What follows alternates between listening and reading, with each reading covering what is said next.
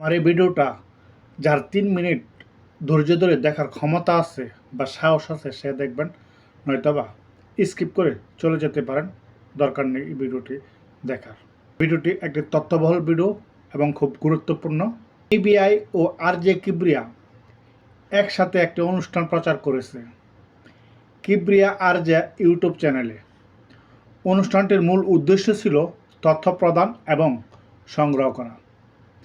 স্ক্রিনে যে ছবিটি দেখছেন, এই মেয়েটি খুন হয় 15 ডিসেম্বর 2021 থেকে 15 জানুয়ারি 2022-এর মধ্যে।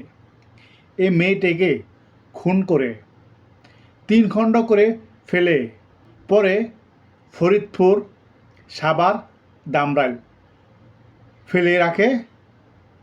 এই মেয়েটির 3 খণ্ড 3 জায়গায়, এবং যাতে শনাক্ত করা না যায় সেই জন্য আগুনে পুড়ে ফেলার চেষ্টা করা হয়, কিন্তু খুনি খুব একটা সফল হতে পারেনি। পিবিআই অনেকভাবে চেষ্টা করেছে মেয়েটির পরিচয় পাওয়ার জন্য, কিন্তু পায়নি। সেই জন্যই আরজে কিবরিয়া ভাইয়ের কাছে সাহায্য চাওয়া, আর সেই উদ্দেশ্যে আমার এই ভিডিওটি। যদি কেউ এই মেয়েটিকে চিনে থাকেন, স্ক্রিনে দেওয়া নাম্বারে তথ্য জানানোর অনুরোধ রইল। একজন ক্ষুদ্র নাগরিক হিসাবে আইনকে সহায়তা করার ছোট্ট চেষ্টা। আমার মতো যদি কেউ আপনাদেরও মনে নাড়া দিয়ে থাকে, তাহলে ভিডিওটি লাইক, কমেন্ট, শেয়ার করে সবাইকে দেখার এবং জানার সুযোগ করে দিবেন। আশা করি আমি আপনাদেরকে বোঝাতে পেরেছি যে আমি কি বলতে চাচ্ছি। আমি একটু বুঝিয়ে বলার চেষ্টা করছি।